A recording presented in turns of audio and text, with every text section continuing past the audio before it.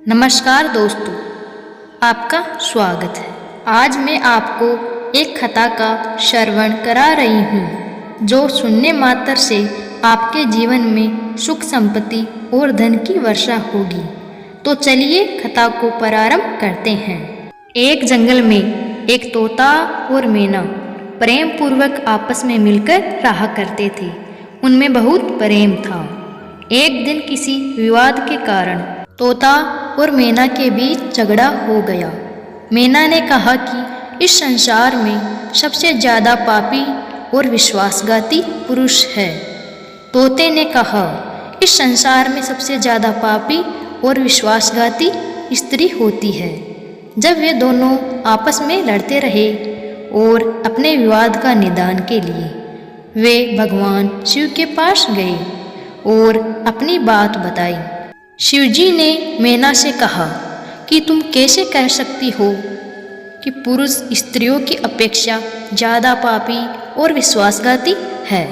मैना बोली, प्रभु, मैं आपको एक कहानी सुनाना चाहती हूँ जिससे हम सबको ये साबित होगा कि पुरुष ही स्त्रियों की अपेक्षा ज़्यादा पापी और विश्वासघाती होते हैं। फिर भगवान शिव बोले, तुम कहानी सुनाओ। मैना कहानी सुनाने लगी। अगर आप ये कहानी सुन रहे हैं तो पूरा सुनिए। इस कथा को आधा अधूरा छोड़कर जाने की गलती मत करिएगा, क्योंकि इस पवित्र कथा को पूरा सुनने से मनचाहा फल की प्राप्ति होगी। इसलिए इस कथा को पूरा सुने। आप शिव भक्त है तो भोलेनाथ का अनादर ना करें और हमारे चैनल को सब्सक्राइब कर ले। मैना बोली, एक गांव में एक शेर जी रहते थे। वे बड़े ही धनवान थे और उनका जो बेटा था वो बहुत ही बिगड़े किस्म का इंसान था। शेर जी का लड़का इतना जुआ खेलता था कि शेर जी ये बात सोचते सोचते एक दिन स्वर्ग सिधार गए। जब पिता जिंदा थे तो वह थोड़ा थोड़ा जुआ खेलता था, लेकिन पिता की मृत्यु के बाद वह मुक्त हो गया और आराम से दिन रात केवल जुआ ही खेलने लगा, जिसका परिणाम यह हुआ कि जुआ में सब कुछ हार गया। फिर वह लौटकर अपने गांव नहीं आया और किसी दूसरे गांव में चला गया, जहां वो एक सेठ के घर जा पहुंचा और उसने कहा कि थोड़ा सा जल मिलेगा। जब सेठ ने उससे पूछा कि तुम कहाँ से हो, क्या करते हो, जिसके उत्तर में लड़के ने कहा कि मैं एक व्यापारी हूँ और जहाज से जा रहा था। व्यापार करने में मेरा सामान समुद्र में डूब गया, तो आप मेरी कुछ मदद कर देते तो अच्छा होता। शेठ जी ने लड़के की बात सुनी और फिर उसकी बातों के जाल में फंस गए और कहने लगे कि बेटा, तुम दिखने में ठीक ठाक हो और कमा भी लेते हो, तो क्या तुम मेरी बेटी से शादी करोगे? ये बात सुनकर लड़का खुश हो जाता है और शादी के लिए हामी भर देता है, जिसके बाद दोनों का विवाह हो जाता है और शेठ जी अपनी बेटी को खूब सारा धन देकर विदा कर देता है। अब इस लड़के को तो केवल धन के लिए ही विवाह करना था, जो वो कर लेता है। विवाह के बाद वो दोनों जा रहे होते हैं तो रास्ते में एक जंगल पड़ता है। तब वह लड़का अपनी पत्नी से कहता है कि देखो, हम लोग जंगल से गुजर रहे हैं तो कोई भी चोर तुम्हारे जेवर चुरा सकता है, तो ऐसा करो कि तुम अपने सारे जेवर उतार कर मुझे दे दो। अब उसकी पत्नी ने उस पर भरोसा करके अपने सारे जेवर अपने पति को दे दिए।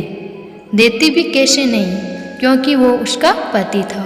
जिसके बाद उस लड़के ने अपनी पत्नी के जेवर एक कपड़े में रखकर अपनी कमर में बांध लिए।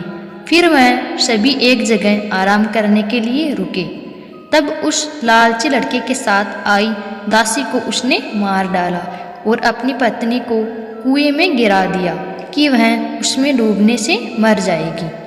वो वहाँ से चला गया, किंतु उसकी पत्नी मरी नहीं और कुएं से बाहर निकलने के लिए आवाज़ लगाती रही, कुएं के पार से एक आदमी गुजर रहा था।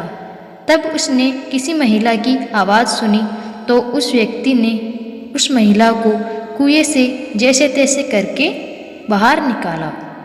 कुएं से बाहर निकालने के बाद महिला ने अपनी सारी जानकारी उस व्यक्ति को दी, जिस पर उस व्यक्ति ने महिला को उसके पिता के घर पहुंचा दिया। घर पहुंचने के बाद महिला के पिता यानी शेठ जी ने पूछा, क्या हुआ तुम्हारे साथ? अब क्योंकि वो स्त्री पतिव्रता थी, इसलिए उसने अपने पिता से झूठ कहा और बोली, पिताजी, जंगल में कुछ चोरों ने हम पर हमला कर दिया था और दासी को मार दिया। मुझे कुएं में धकेल दिया और पति को कुछ नहीं पता। बेटी की बातें सुनकर सेठ जी बोले, चलो कोई बात नहीं, भगवान सब सही कर देंगे। कुछ समय बाद लड़का दोबारा अपने ससुराल पहुंचा और सोचा कि सेठ जी से कहेगा कि आप नाना बनने वाले हैं और इसके बदले में खूब सारा धन मिल जाएगा।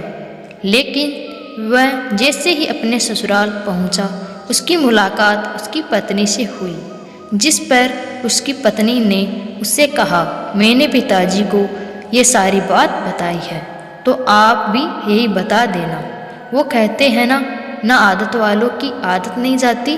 उसने देखा कि उसकी पत्नी ने बहुत सारे जेवर पहन रखे हैं, तो उस लड़के ने पत्नी से कहा, तुम सो जाओ, सुबह मैं तुम्हें अपने साथ लेकर जाऊंगा। रात हुई और उसने अपनी पत्नी का चाकू से कत्ल कर दिया तथा सारे जेवर लेकर चला गया।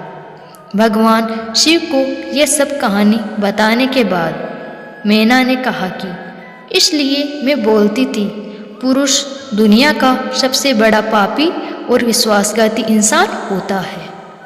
उसने अपनी पत्नी को मारा और सारा सामान लेकर चला गया। मैना की ये बातें सुनकर तोते ने भी भगवान शिव को एक कहानी सुनाई, जिसमें उसने स्त्री के चरित्र को लेकर बात की थी। दोनों की बात सुनने के बाद शिव बोले, इस बात का उत्तर मैं देता हूँ कि कौन सबसे बड़ा पापी और विश्वासघाती है। भगवान शिव आगे बताते हैं कि जिस इंसान की सोच उसके स्तर से नीचे गिर जाती है, वह इंसान पापी और विश्वासघाती होता है, फिर वो भला पुरुष हो या स्त्री, क्योंकि इंसान पाप करने से पहले ये नहीं सोचता कि वह स्त्री है या पुरुष, उसे पाप करना चाहिए या नहीं। तो दोस्तों, आपने जाना कि दुनिया का सबसे बड़ा पापी और विश्वासघाती कौन है। अगर आपको ये कहानी अच्छी लगी हो तो कमेंट करके ज़रूर बताएं।